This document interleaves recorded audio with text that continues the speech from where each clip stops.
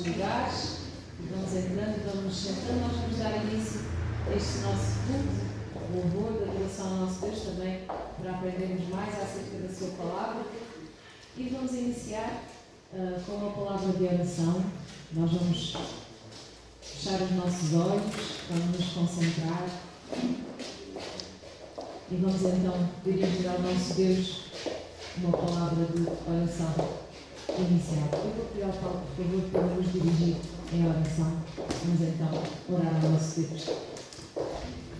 Nosso e Pai, nós te louvamos a Ti, Senhor, esta manhã. Aqui neste lugar, Senhor, onde sabemos que Tu também estás. Nós somos o Teu templo, Senhor, e Tu nos tens dito, Senhor, essa promessa que Tu estarás sempre connosco, Senhor. Obrigado, Deus Pai, também por nos reunirmos, Senhor, para que podemos te louvar, Senhor, para poder louvar a Ti, Senhor, te honrar, te glorificar por aquilo que Tu tens feito na nossa vida. Apesar de muita coisa que pode estar ainda no nosso coração, na nossa vida, Senhor, mas Tu és o Deus, Tu és o Senhor, a quem devemos, Senhor, todo o nosso coração, Senhor. Ajuda-nos em cada dia a encaminhar a nossa vida para contigo, Senhor. Nós possamos ter a Tua palavra na nossa mente, na nossa coração, para que possamos guardar o nosso coração, Senhor, sobretudo para contigo, Senhor. Deus, te agradecemos por aquilo que Tu vais falar nesta manhã a cada um de nós. Obrigado pela Tua palavra que fala sempre ao nosso coração, Senhor. Te agradecemos pelo Teu amor, Senhor. Tem sido misericordioso para connosco, como Tu o fizeste naquele dia, Senhor Jesus. Muito obrigado, Deus, por aquilo que Tu vais fazer connosco nesta manhã, por aquilo que Tu vais falar, Senhor, por aquilo que Tu vais restaurar, Senhor, começar a restaurar, Senhor, nas nossas vidas. Porque Tu és um Deus que gosta de restauração, Senhor. Tu és um Deus que gosta de fazer de novo, Senhor, tudo aquilo que está velho, Senhor. Oh, meu Pai, muito obrigado, Senhor, por essa resposta que Tu vais dar esta manhã, Senhor, a cada um de nós, por aquilo que Tu nos vais encaminhar, Senhor. Tudo aquilo que nós queremos fazer, Senhor, neste lugar, Senhor, que seja para a Tua honra e para a Tua glória. Que o Teu Espírito Santo nos possa guiar e possamos estar sensíveis a essa voz, a essa presença, Senhor, porque Tu és Deus tão poderoso. Muito obrigado, em nome de Jesus, te entrego tudo aquilo que iremos fazer esta manhã, Senhor. Amém. E nós vamos louvar o nosso Deus. Vamos ficar em pé.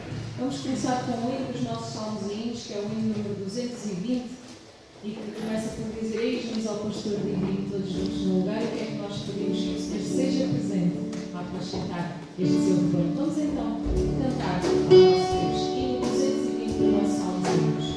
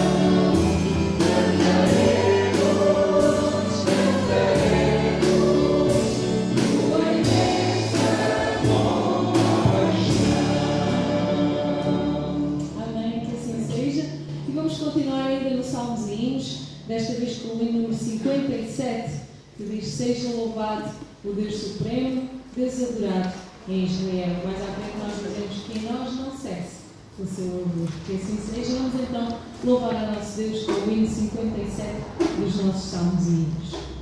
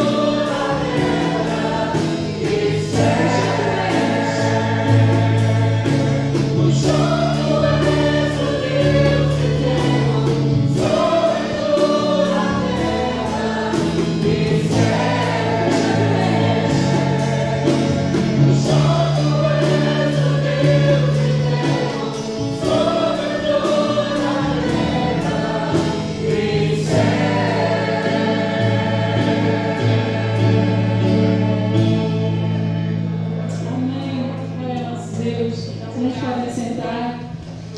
Nós vamos ter agora a oportunidade de levantarmos as nossas ofertas, que o Gabriel e o João Carlos estar a fazer o levantamento. E enquanto levantamos as nossas ofertas, vamos ter a oportunidade de falar dos aniversariantes, alguns anúncios também. Então, esta semana, tivemos aqui uma lista cheia.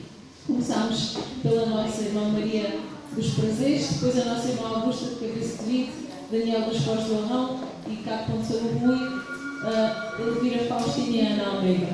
Como é óbvio, nós somos gratos a Deus pela vida de todas estas pessoas e o Senhor ricamente os continua a abençoar. Temos só um anúncio da caminhada antes de passarmos a palavra ao pastor 2, aliás. Lembrar então a sessão online que vamos ter das ações de sensibilização e capacitação com a nossa irmã Alina, será ela a nossa oradora, lidando com o medo e as inseguranças já no próximo dia 27 de outubro, carece de inscrição, apesar de ser online e de ser gratuito. E também temos a referência de uma mesa redonda que irá haver para pais, e o tema é a segunda parte daquilo que já tinha acontecido, a parentalidade consciente. Neste caso, o subtema é um contrato de risco com a doutora Cláudia Sampaio. Este já irá acontecer no dia 6 de novembro. Também carece de inscrição, apesar de ser online e de ser gratuito. Pastor, não sei se haverá mais alguma coisa para fazer.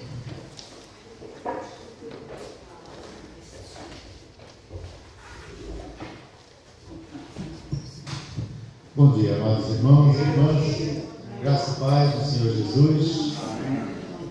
Parabéns aos aniversariantes. Deus continue a derramar abundante graça sobre a vida de todos e todas, em nome de Jesus. Agora de manhã embarcamos a família Pastor, então o Everton, a Cláudia e o Samuelzinho. Já estão no avião seguindo para o Brasil. Já fomos e voltamos ao aeroporto hoje de manhã. E queremos também pedir que os irmãos continuem a orar em favor do esposo da nossa irmã Arcângela, que não está bem de saúde, o esposo também da nossa irmã Vilma. Orar pela irmã Ana Maria Almeida, falei com ela, ela iniciou uma sessão de quimioterapia e ela realmente não está bem e carece das nossas orações. Vamos estar orando em favor dos nossos irmãos enfermos, que Deus manifeste o seu poder e a sua graça e, acima de tudo, a sua vontade na vida desses queridos. E também, hoje à tarde, eu estarei na Tramada e o nosso irmão Diácono Carlos estará no Banheirinho. Então, ore também pelas atividades nas nossas missões, ore também pela missão do irmão Pagil, que Deus continue a abençoar a obra dele, que é dele nessa localidade, e a partir dela, em nome do Senhor Jesus. Deus abençoe a todos. Fazer só referência, como a irmã estava a dizer, que o marido dela já iniciou agora a quimioterapia, não é? Ela vai iniciar agora então a fase da quimioterapia. Irmão Carlos, por favor, vamos agradecer então as ofertas.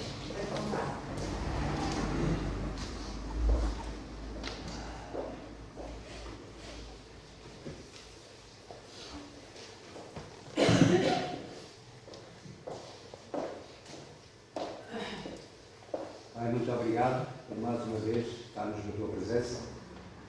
Tu és um Deus maravilhoso, és um Pai santo, que nos consolas com os teus cantos, com a tua santa palavra, Pai, com as tuas bênçãos, com os milagres. Tu és um milagroso. Obrigado, Senhor, por tudo aquilo que já fizeste na tua igreja. Obrigado porque já fizeste tudo nas nossas vidas, ó Pai. Nós já temos palavras para te agradecer, Senhor. Bendito Deus, este canto que chega até o teu trono de glória, ó Pai, para que tu fiques alegre e toda a tua congregação lá no alto, ó Pai. Muito obrigado, Senhor, também pelas ofertas, Pai. Obrigado, Senhor. Abençoa todos os teus contribuintes, Pai.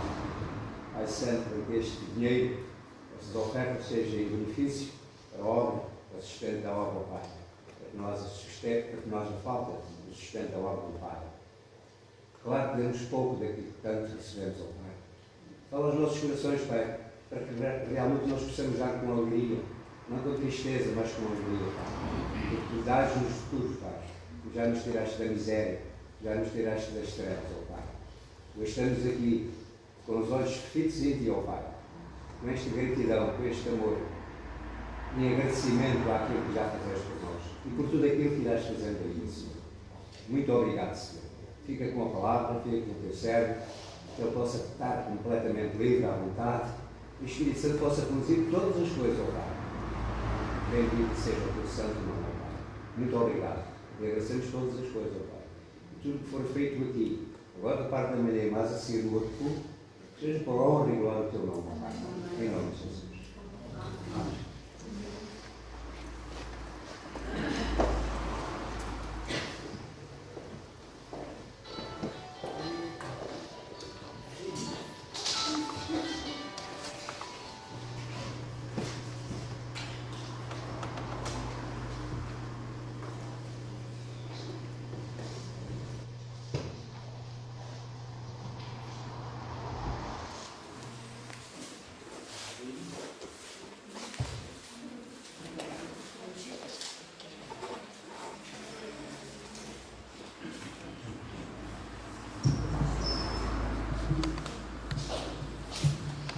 Graça e paz, queridos.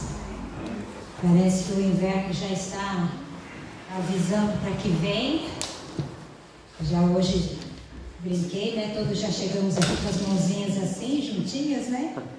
Então isso é prenúncio de que o friozinho está começando a bater a nossa porta. E que bom, eu gosto, né? Eu sei que alguns preferem o verão, mas é muito bom também chegar ao tempo do friozinho para a gente poder ficar bem juntinho, bem aquecidinho. Embora esse ano acho que vai ser bem diferente, né? Não pode ficar tão juntinho assim. Nós vamos então nessa manhã compartilhar, né, a palavra do Senhor, compartilhar aquilo que Deus tem colocado em nosso coração. Já temos vivido um tempo em que percebemos que precisamos de um toque novo, algo novo, né? Uma transformação, uma mudança na nossa vida. E eu tenho assim orado ao Senhor pela minha própria vida nesse sentido, pela igreja de uma forma geral. E já então desde quarta-feira, com alguns contatos, com algumas conversas que tive com pessoas que têm sede e anseio pelas coisas de Deus.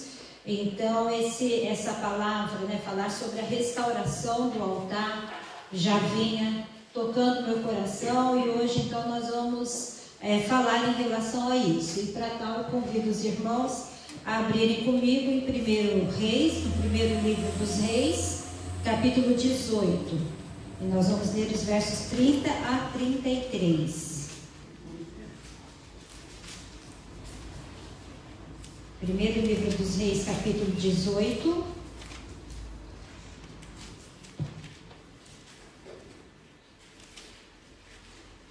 Versos 30 a 33. Amém? Podem permanecer mesmo assentados e reverentes à palavra, e eu vou fazer essa leitura.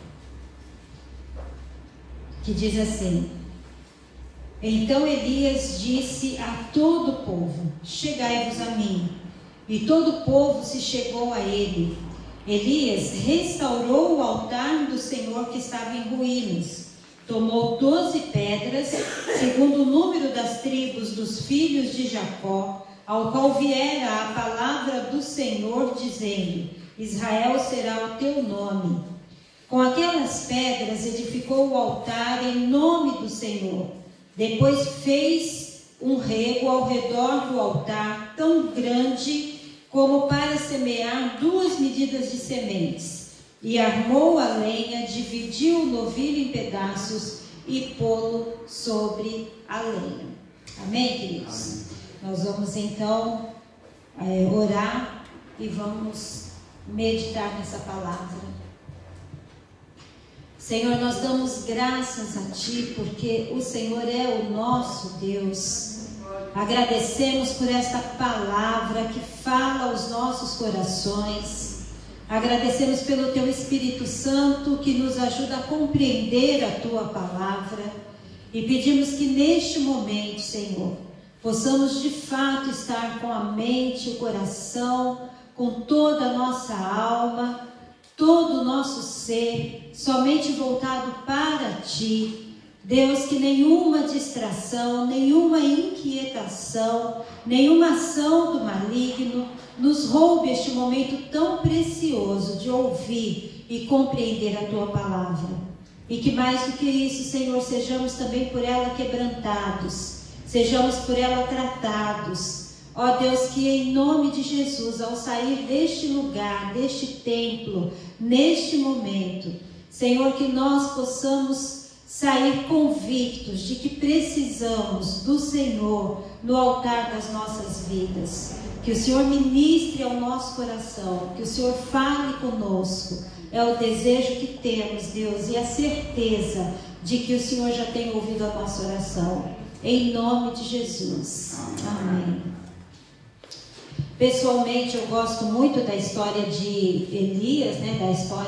Da história de Israel de uma forma geral, mas da história de Elias ali dentro do livro dos reis de uma maneira especial, porque eu penso que Elias é um profeta tão impressionante em toda a intimidade, em toda a comunhão dele com Deus, em tudo aquilo que Deus usa tão poderosamente Elias para fazer enquanto profeta. Mas daí quando eu vou lá a Tiago e eu leio a declaração de Tiago no Novo Testamento dizendo que Elias era um homem semelhante a nós, então para mim isso é muito tocante e impressionante, porque talvez em termos de milagres, né, em termos de intervenção na história do povo, Elias seja um dos profetas que chama mais a atenção, se não aquele que chama mais a atenção da maioria de nós. Mas daí Tiago usa exatamente Elias para dizer que ele é homem semelhante a nós. Nós temos essa certeza, todos nós entendemos isso, né? Que todos os homens e mulheres com histórias espetaculares na palavra de Deus eram homens e mulheres semelhantes a nós, todos nós o somos. Mas ver essa declaração na palavra é como Deus dizendo para nós: se você acha espetacular tudo aquilo que Elias fez, então compreenda que se você viver na mesma dimensão e na mesma intimidade, também é possível acontecer através da sua vida. Amém? Eu penso que é exatamente isso que vem à mente e ao coração de cada um de nós quando nós lemos essa declaração em Tiago. E para realmente meditarmos e entendermos, né, tudo aquilo que vamos falar nessa manhã, seria interessante nós lermos os capítulos 16, 17, 18 e 19, pelo menos, né? De 16 a 19 de 1 Reis. Claro que eu não vou fazer isso, então eu vou deixar para vocês, né, para cada um de nós, o desafio de fazermos isso durante a semana, ok? Ler os capítulos 16 a 19 do primeiro livro dos Reis, para compreender o contexto completo dessa palavra que nós vamos meditar agora. Amém? Desafio aceito? Então está bem. Então vamos falar um pouquinho em relação àquilo que o Senhor vai ministrar, né? Quer ministrar ao nosso coração. Nós vamos falar sobre restauração do altar. E você percebeu que o verso que nós lemos, ou os versos que nós lemos, o 30 inicia exatamente falando que Elias chamou o povo para perto de si e disse ao povo, né? Achegai-vos a mim. E então o texto diz que ele restaurou o altar do Senhor que estava em ruínas. Restaurou o altar do Senhor que estava em ruínas. E nós vamos falar então sobre esse tema, sobre essa restauração do altar, sobre essa transformação de algo que está caótico, que está em ruínas, em algo que possa ser tão transformador, em algo que possa ser tão inovador, tão impactante, tanto na vida do próprio profeta, como da nação naquele tempo e na nossa própria vida. Então eu quero pensar que altar é lugar de quê? Altar é lugar de sacrifícios, é lugar de renúncia, de entrega, é lugar de nos colocarmos de fato nas mãos do Senhor. Isso é um altar. Quando eu falo assim, eu vou ao altar de Deus, significa que vou o quê? Me entregar, me lançar aos pés do Senhor, que estou indo àquele altar, estou deixando, renunciando uma série de outras coisas na minha vida, sejam elas ações, sejam elas situações, sejam elas recursos. É lugar então de sacrifício, né? O altar tanto no tabernáculo quanto no templo, existia o altar do sacrifício. Então, altar é lugar destas ações, como também altar é lugar de quê? De perdão, de reconciliação, de aceitação. Porque no altar é onde o sacrifício feito, o sangue derramado, traz o perdão sobre o pecado. Não é isso? O nosso altar do sangue derramado foi a cruz. Amém, queridos? Mas no contexto do Antigo Testamento, era um altar de bronze feito no pátio, né, colocado no pátio do tabernáculo ou no pátio do templo de Israel. Mas é um lugar então do perdão, da reconciliação, daquele sangue que purifica o pecado e da aceitação diante de Deus. Somos aceitos diante do Senhor através do sangue, do sacrifício feito no altar. Em terceiro lugar, o altar tem o objetivo de quê? De alcançar a redenção das nossas almas, de promover a redenção das nossas almas. O altar é também o estabelecimento de um marco na história, tanto da pessoa quanto da nação no contexto bíblico. E nós poderíamos pensar aqui em vários exemplos, né, de como o altar fez diferença e faz diferença na história de Israel. O altar está presente desde lá o princípio, quando Caim e Abel fizeram as suas ofertas e Abel oferece um cordeiro, Gênesis no capítulo 4, e o altar vai até Apocalipse, quando nós lemos em Apocalipse que diante do altar ali o Senhor está a ministrar sobre a vida daqueles que são seus. Então o altar está presente em toda a história bíblica e marca tanto pessoas quanto também marca a questão de nação, né? Então nós vamos ver aqui alguns textos que mostram isso, que mostram alguém fazendo uma aliança pessoal e uma aliança sendo feita de uma forma mais geral da nação. E o altar é um convite a quê? Um convite à adoração, um convite ao culto. Porque quando o povo saía, alguém saía para ir diante do Senhor, o primeiro passo para o culto e para a adoração era o altar do sacrifício.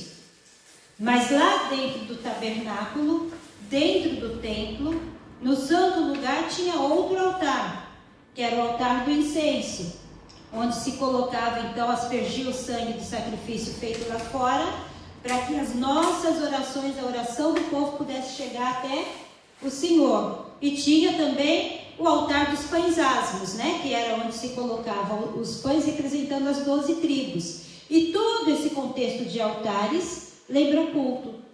E lembra o quê? Adoração. Ok?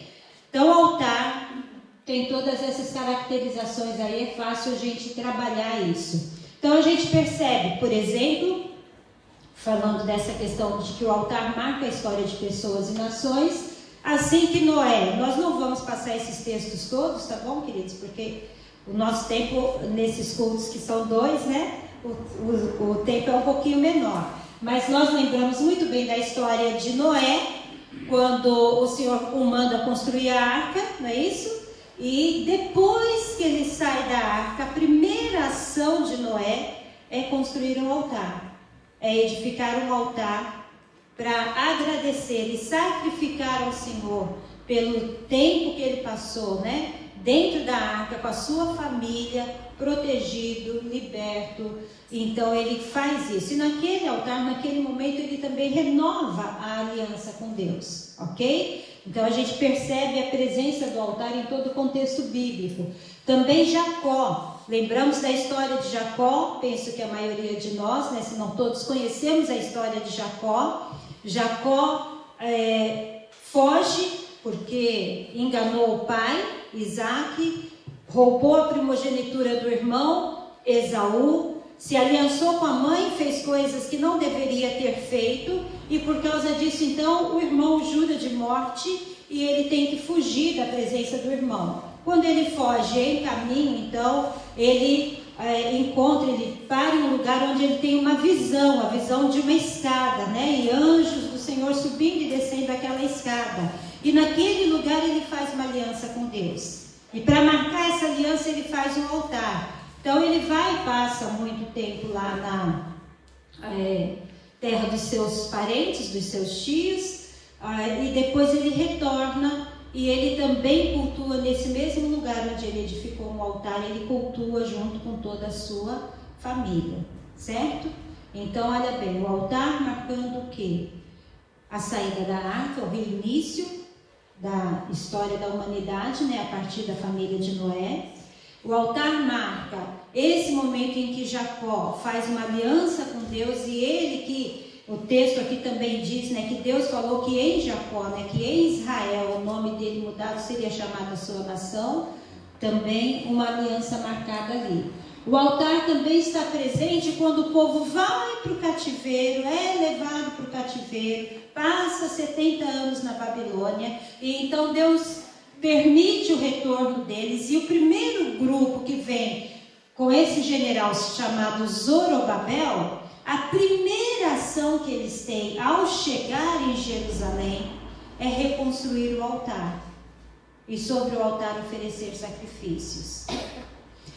Talvez esses textos, embora eu sei que sejam muitas informações, mas que a gente vai encontrando na palavra, então é Gênesis 8, Gênesis 35, Esdras capítulo 3, se você tem uma caneta, você pode anotar isso, depois ler, né, depois estudar um pouquinho mais, mas nós vamos percebendo então como o altar é importante no contexto bíblico, ok? Como o altar é importante no contexto bíblico. E assim então, nós vamos perguntando, por que o altar estava em ruínas?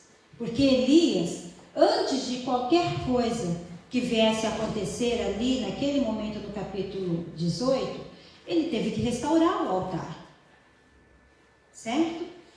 E por que ele teve que restaurar? Porque o altar estava em ruínas, e um altar em ruínas perde o seu propósito e valor, não é isso? Um altar em ruínas perde o seu propósito e valor. Não dá para sacrificar, não dá para cultuar diante de um altar em ruínas, não dá para oferecer sacrifícios. Um altar em ruínas perde o seu propósito e valor. Então surge uma pergunta, é a primeira pergunta, eu vou falar sobre algumas perguntas então nessa manhã, e surge a primeira pergunta: por que o altar de Deus estava em ruínas nos dias de Elias? Porque o altar de Deus estava em ruínas nos dias de Elias. E nós vamos encontrar 4 respostas para essa pergunta. Então eu quero que você fique aí com sua Bíblia aberta entre os capítulos 16 e 18 de 1 Reis, porque a gente vai passear um pouquinho neles agora para encontrar essas respostas, tá bem? Então, em primeiro lugar, por quê? Por causa dos pecados dos líderes da nação. E nós não vamos ler o capítulo 16 todo, mas se você passar um pouquinho só aí nesse texto, você vai ver uma sucessão de reis. Você vai ver aí que há uma sucessão de reis, alguns reis até tomam, né, tomam lugar. Por exemplo, a gente vê aqui, Baasa é o primeiro rei mencionado aqui no verso 3, 4, no verso 5, fala quanto aos mais atos de Baasa e ao que fez, e o seu poder porventura não estão escritos no livro dos reis. Baasa descansou com seus pais e foi sepultado em Tirza, e Elá, seu filho, reinou em seu lugar. E depois diz assim: e veio a palavra do Senhor por intermédio do profeta Jeú contra Baasa e contra a sua descendência, e isso por todo o mal que fizera perante o Senhor. Versículo 7: irritando-o com as suas obras, para ser como a casa de Jeroboão. Jeroboão foi aquele que levou o reino de Israel à divisão e construiu altares para que o povo não fosse adorar em Jerusalém. Então construiu altares que não eram segundo a vontade de Deus. E também porque matara a casa de Jeroboão. Então começa aqui uma sucessão de reis com uma história ruim. Depois a gente vai ver no verso 9, né, que Zinri era comandante do exército, e Zinri, verso 10, feriu e matou o rei e tomou então o seu lugar. Depois vamos percebendo o quê? Que ele também fez o que era mal perante o Senhor e levou Israel a cometer pecados, verso 13. Aí depois vem o verso 15, que vai mostrar também novamente aí um outro rei, Onri, que vai assumir. Se diz que esse Zinri fez o que era mal mais do que os outros, Onri fez mais ainda do que os outros antes dele. Você vai percebendo o quê? Que vai crescendo a maldade. Jeroboão dividiu o povo, a nação, e fez o que era mal. Os que vêm depois dele fazem pior. Um morre, mata, toma, usurpa o trono do outro, faz pior do que ele matou. Aí esse que matou faz pior ainda. Ou seja, uma sucessão de pecados desses reis que assumem o poder no reino de Israel, no reino do norte, que é o reino de Israel. Por causa da apostasia do povo. Se o rei, se o líder se desvia, o povo acaba também seguindo a mesma postura e se desvia também do Senhor. Então nós vemos isso onde? Nós vemos isso aí no capítulo 18, né? A gente percebe que o povo está cocheando entre dois pensamentos. No capítulo 18, no verso 21, diz assim: então Elias chegou a todo o povo e disse: até quando cocheareis entre dois pensamentos? Se o Senhor é Deus, seguiu. Se é Baal, seguiu. Eles estavam divididos. Também estavam então cometendo pecado da idolatria. Porque o altar estava destruído? Também por causa da idolatria estabelecida na nação. E isso a gente vai percebendo lá no 16, 30, 33, que eu falei, vai aumentando. Um constrói altares, outro põe templos para deuses, e assim vai aumentando. E culmina aqui, quando o povo já nem sabia mais quem era Deus, se era Baal ou se era o Senhor. Já nem sabia mais a quem realmente deveria servir. Então a nação toda estava envolta em uma nuvem de idolatria e estava distante de Deus por isso. E por causa da dúvida espiritual que pairava no coração. Quando nós não sabemos se o nosso Deus é Deus de verdade, se Ele é poderoso de fato, então está muito fácil de nos afastarmos desse Deus, de nos distanciarmos dele. E quando a gente despreza a Deus, a gente despreza o altar de Deus. Por que o altar estava em ruínas? Porque ele não estava a ser usado. Porque ele já não tinha significado para o povo. Porque ele se tornara um monte de ruínas. Porque já não fazia mais sentido. Podia adorar a qualquer Deus e em qualquer lugar. Porque o altar da nossa vida muitas vezes fica em ruínas? Porque a gente perde o senso de que o nosso Deus é Deus. Porque perdemos o entendimento espiritual. Porque nos distanciamos desse Deus. Porque nos afastamos da certeza de que Ele é o único Deus. Porque deixamos de prestar-lhe cultos. Porque mesclamos, ou misturamos a nossa fé com tantas outras coisas. Fazemos às vezes altares no nosso coração para outros deuses, sem perceber. Damos mais valor à família, à profissão, aos bens e às outras coisas. Porque o altar de Deus estava em ruína? Por todas essas situações. A primeira ação de Elias então tem que ser o quê? Restaurar o altar. E para restaurar esse altar vem a segunda pergunta: como? Como nós podemos então restaurar esse altar de Deus que muitas vezes está em ruínas? Então a gente pode colocar dessa forma, dentro desses capítulos que nós vimos aqui, 4 respostas para isso também.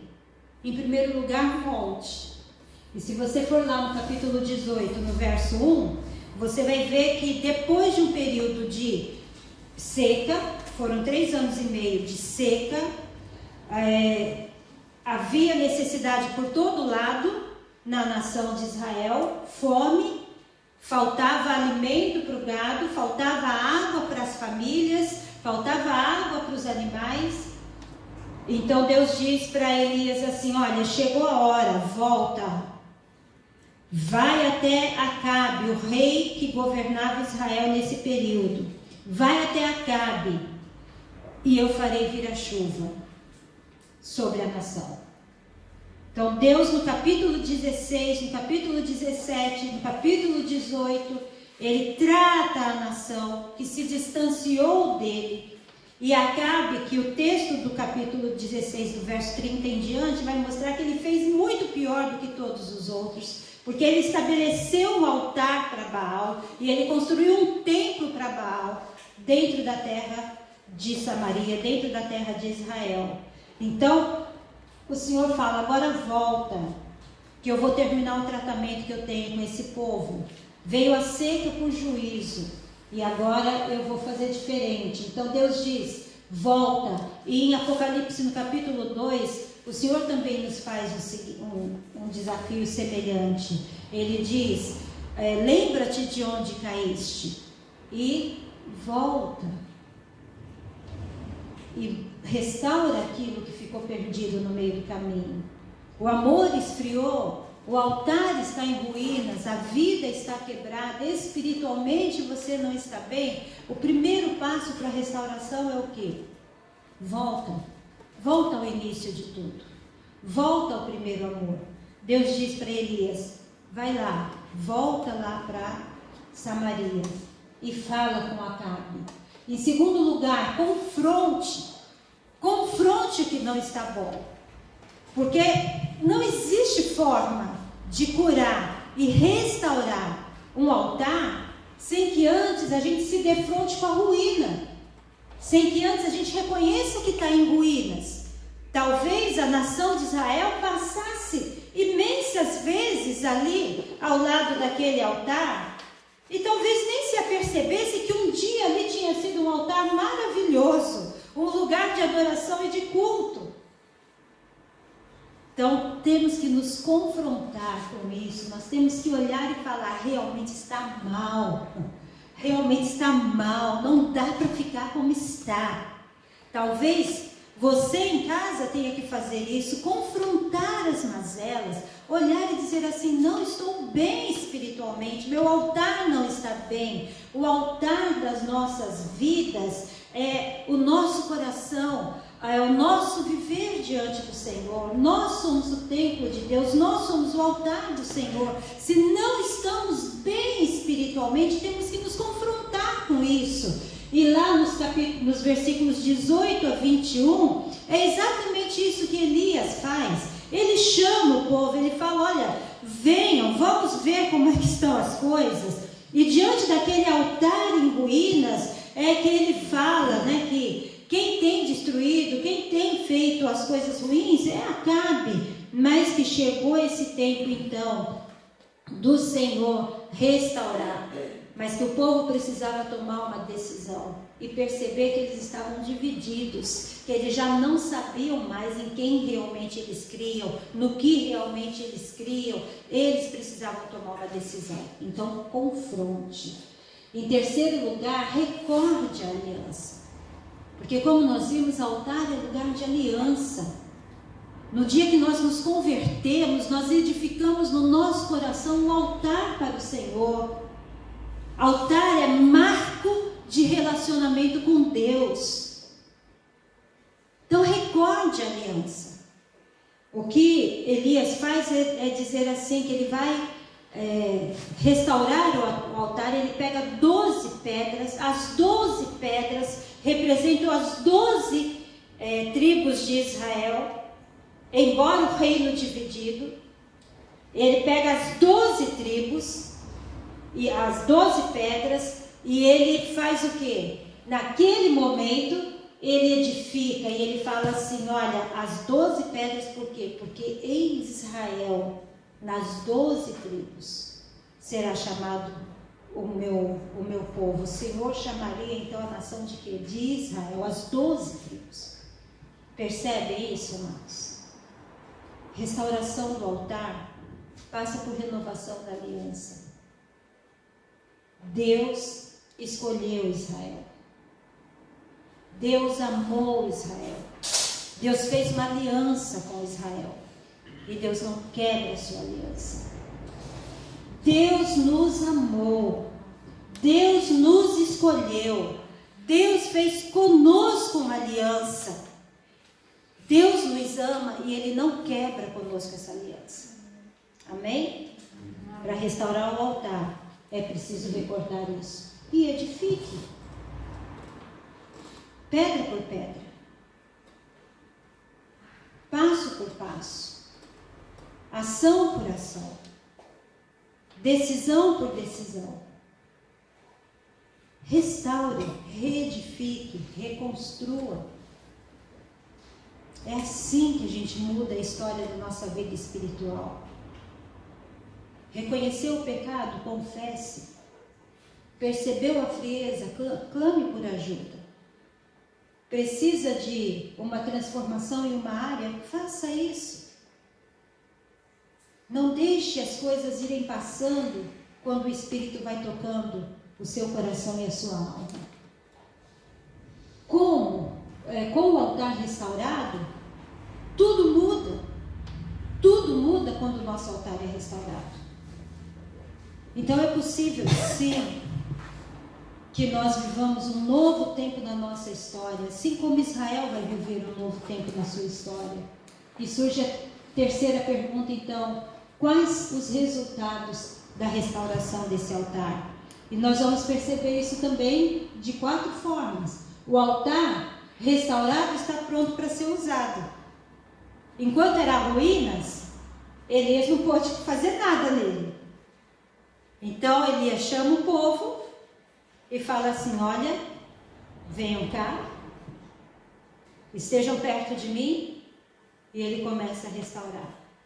Deve tirar todo o entulho que estava ao redor, pega 12 pedras novas, alinha o altar perfeitamente, e a partir dali ele pode dizer: agora vamos colocar os novilhos. Primeiro a madeira, né? Agora vamos colocar a madeira, agora vamos colocar os novilhos, agora vamos fazer assim. E depois, não é o objetivo, mas você vai ver que ele enche, que ele encharca o altar de água. Eu não quero nem entrar nesse aspecto desse texto, porque senão a gente vai para outra mensagem, né? Mas a forma como Deus envia o fogo e consome todo aquele sacrifício. Mas para que isso acontecesse, o altar precisou ser primeiro que restaurado. Ele estava pronto para ser usado. No altar restaurado, o nome de Deus pode ser invocado.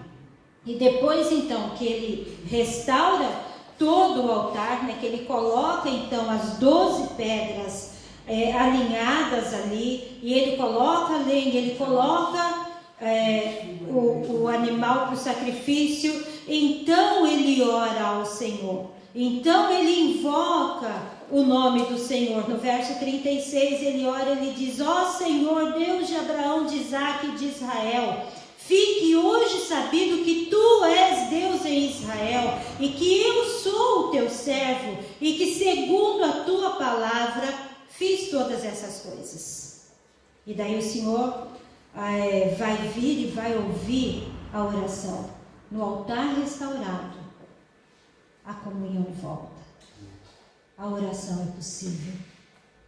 Nós falamos e o Senhor responde. Amém? No altar restaurado, o poder de Deus se manifesta. E você continua lendo. Ele pede no 37: responde-me, Senhor, responde-me, para que este povo saiba que tu és Senhor, que Senhor, tu és Deus, e que a ti fizeste retroceder o coração deles. Então caiu fogo do Senhor e consumiu o holocausto e a lenha e as pedras e a terra, e ainda lambeu a água que estava no rego. Foi esse o desafio de Elias para Acabe e para os profetas falsos profetas, né, de Baal, e para aqueles que adoravam o ídolo feito no altar. Era esse o desafio. Quem for Deus, responda com fogo. Se Baal é Deus, que ele responda com fogo. Se o Senhor é Deus, que ele responda com fogo. Quando o altar é restaurado, a comunhão volta, a oração é feita, não existe nenhum impedimento. Podemos nos achegar à presença do Senhor com toda a liberdade, e a nossa oração é ouvida. E Deus manda o fogo, que leva então para o último benefício, né? A última resposta positiva que nós temos quando o altar é restaurado, que é o poder de Deus que se manifesta, influenciando, mostrando e revelando quem Ele é ao mundo todo. E quando Deus manda o fogo e consome todo aquele sacrifício, o povo declara: só o Senhor é Deus, só o Senhor é Deus. E eles caem com o rosto em terra, e eles se quebrantam, e eles choram na presença do Senhor, e eles mudam a sua postura, e eles param de ouvir a voz do rei idólatra, dos falsos profetas, dos adoradores de poste ídolos, e eles se voltam para o Senhor. E a própria oração de Elias é assim: faz retroceder o coração deles ao Senhor, faz voltar o coração deles ao Senhor. E todo aquele povo fica sabendo que o Senhor é Deus e Baal não é nada. Porque Baal não ouve oração, não responde oração, não manda fogo, não atende, por mais que os seus profetas tenham ficado se flagelando, né, se machucando, se ferindo, gritando e chorando. Baal não pode ouvir. Quando o nosso altar é restaurado, quando a nossa vida espiritual é transformada, quando o nosso coração volta para o Senhor, quando as nossas vidas manifestam a glória e o poder de Deus, o mundo vê. E talvez, amados, o que falte nesse tempo para influenciar as gerações, para transformar vidas, seja a restauração do nosso altar. Talvez não tenhamos edificado um altar a Baal, um templo para ele, um poste ídolo para adoração, mas talvez estejamos tão fracos na fé que parece que Deus realmente, Ele é Deus, eu amo, eu estou com Ele, mas parece que nada muda, porque nós servimos a Deus. Como está a nossa fé enquanto igreja? A nossa espiritualidade, o nosso culto, a nossa devoção? Como está o nosso altar, que é a nossa vida? Está puro o nosso coração? Está santificada a nossa alma? O desejo do meu coração é que sobre a minha vida, sobre a vida de cada um de nós neste templo, sobre a vida de cada pessoa que está a assistir esse culto, sobre a vida de cada família, em cada lugar, sobre a igreja do Senhor Jesus, que venha um tempo em que os nossos altares em ruínas sejam totalmente edificados, porque só há esperança para o mundo com uma igreja que tem o seu altar de pé, onde a comunhão com Deus opera maravilhas, onde de fato sabemos que Deus existe e que não há outro semelhante a Ele, onde compreendemos que todas as nossas orações chegam ao trono do Senhor, e onde vemos manifesto o poder e a glória desse Deus. Nós vamos ouvir uma música e depois nós vamos orar, e vamos clamar juntos ao Senhor que Ele restaure o nosso altar. Tudo que for necessário, o Senhor provê. Tudo que é necessário, Ele provê. Ele traz tudo que é necessário para a restauração do altar. Mas nós precisamos voltar, precisamos confrontar o mal que existe em nós e dizer: não quero mais. Precisamos nos render diante do Senhor precisamos deixar que Ele faça essa obra de transformação na nossa vida. Amém? Então vamos ouvir?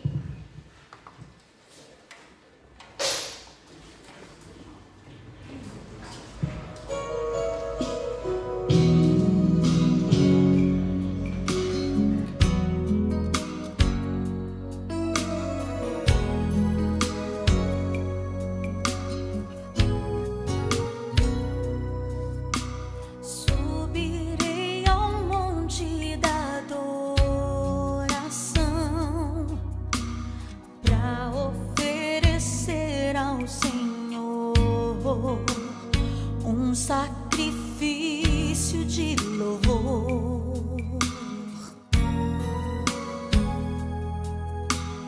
o melhor de mim quero dar. Vou reconstruir meu altar com pedras que não quebrem jamais.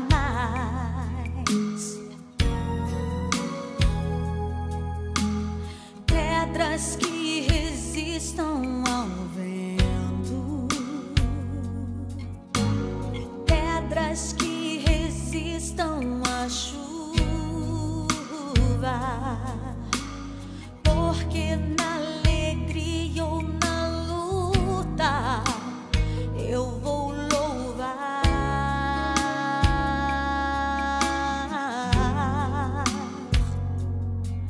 E o Cordeiro onde está?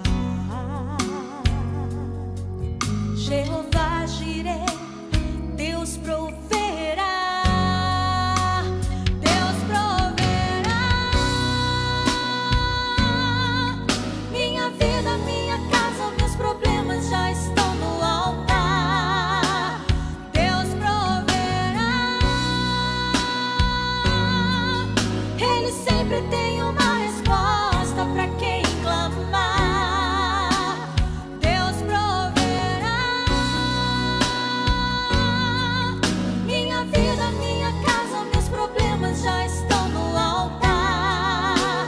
Deus proverá. Ele sempre tem uma resposta para quem clamar. Jesus não foi sacrificado em vão. O meu Deus tem solução para tudo em suas mãos.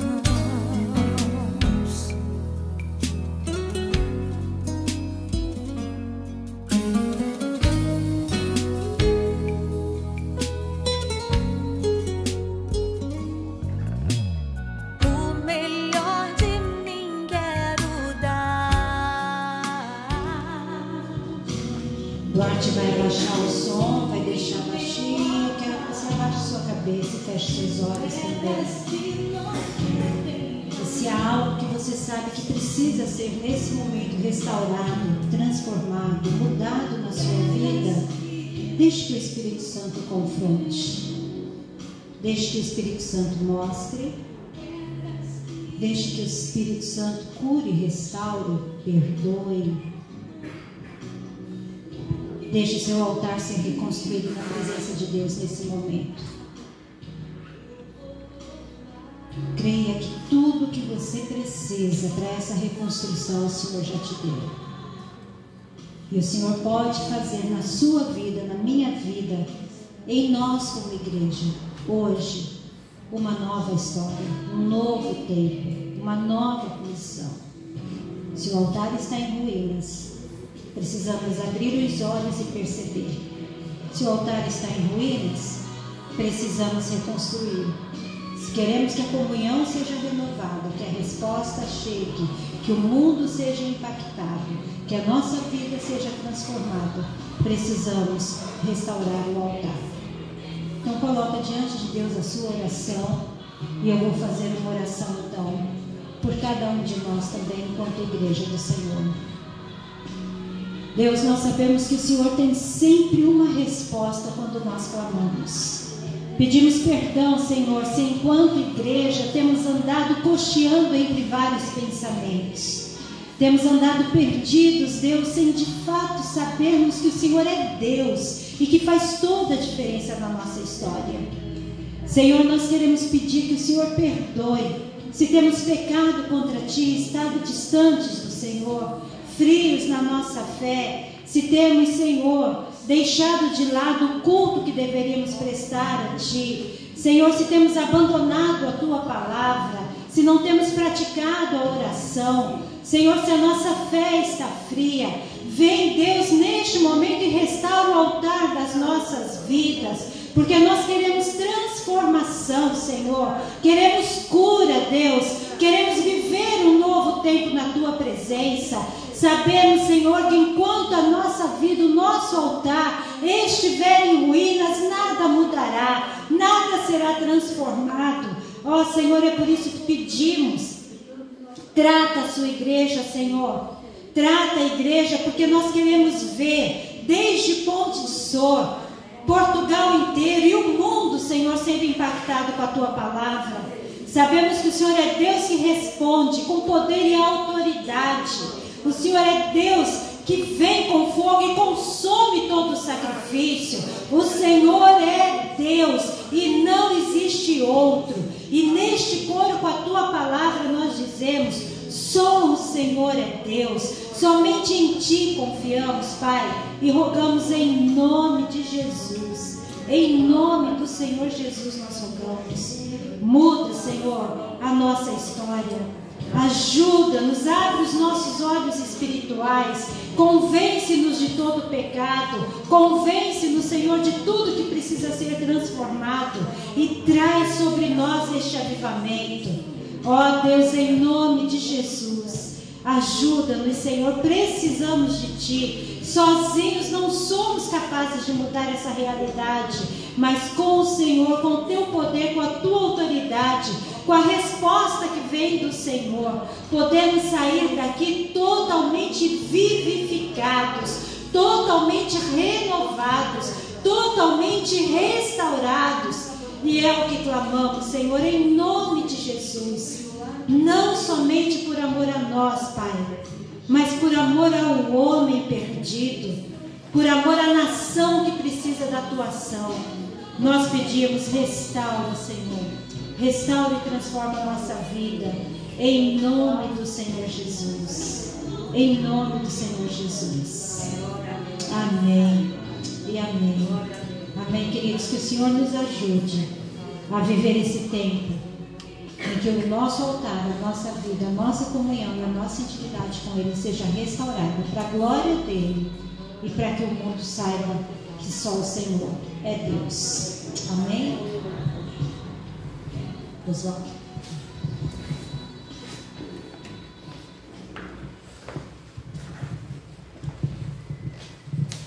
Estamos, portanto, chegando ao final do nosso culto desta manhã de domingo. E o nosso desejo de oração é que todos os amados e amadas tenham uma semana feliz, abençoada por Deus e com muitas oportunidades de restauração a cada dia, do altar de Deus em nossas vidas e em nossos corações. Esta semana, no finalzinho da semana, dia 31, será o dia da reforma, né, protestante do século XVI.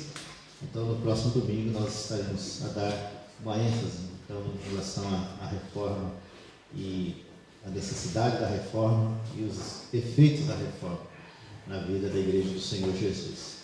Vamos ficar em pé, vamos orar. Atente aí para a sinalização, né, aqui da saída, aqui no piso, saindo aqui pelas laterais e pela porta lateral. Domingo que vem, no próximo final de semana, os irmãos sabem que foi determinado que ninguém pode se locomover, né, de um conselho para outro. Então, se alguém for sair, tem que sair na quinta-feira e voltar só depois na quarta. Na terça-feira. Então, como ninguém vai sair, né, então nós temos certeza que todos estarão aqui no próximo domingo. Vamos orar. Pai, graças te damos por esse privilégio de estarmos aqui, nesta casa de oração. Graças te damos por tua presença aqui neste lugar, por tua presença em nossas vidas. Graças te damos pelos louvores, ó Pai, que foram entoados e apresentados a Ti. Graças te damos pela tua palavra que foi ministrada. Graças te damos, ó Deus, por cada vida que aqui está, por essa comunhão maravilhosa dos teus remidos, pelo privilégio e oportunidade de estarmos juntos mais uma vez, a despeito das lutas, das dificuldades, desse tempo tão confuso e difícil que nós estamos vivenciando. Obrigado porque tu tens nos livrado, ó Deus, de todo mal, tens nos protegido, ó Deus, dessa terrível pandemia, e somos imensamente gratos a ti, Senhor, por tudo que tens feito e por tudo que has de fazer. Continuamos a clamar por aqueles que estão fracos na fé, aqueles que estão enfermos, como é o caso da nossa irmã Ana Maria, o esposo da Arcângela, o esposo da Mavilde, enfim, todos aqueles que carecem, ó Deus, da manifestação do teu poder, da tua graça curadora, restauradora sobre as suas vidas. Age com poder, Pai. E se há, ó Deus, ainda alguém em nosso meio com o altar da sua vida em ruínas, tu és especialista, ó Deus, em restaurar altares. Então faz essa obra, Senhor, em nosso coração, em nossas vidas, que a nossa vida seja de fato, de verdade, um altar de adoração ao Senhor, e que tu possas se agradar de nós e se alegrar em nós. Leva-nos, ó Deus, em paz para os nossos lares, abençoa-nos no restante desse domingo, em tudo que ainda havemos de fazer, que a tua bênção nos acompanhe e que possamos ter uma semana feliz, abençoada por ti, e com muitas e muitas oportunidades de testemunharmos o Evangelho precioso de Cristo Jesus. Que a graça de nosso Senhor e Salvador Jesus Cristo, que o amor de Deus, o nosso eterno Pai, que a comunhão, a consolação e o poder do Espírito Santo sejam sobre todos nós e sobre todo o teu povo, espalhado pela face da terra, desde agora e para todo sempre. Amém. Deus abençoe a todos.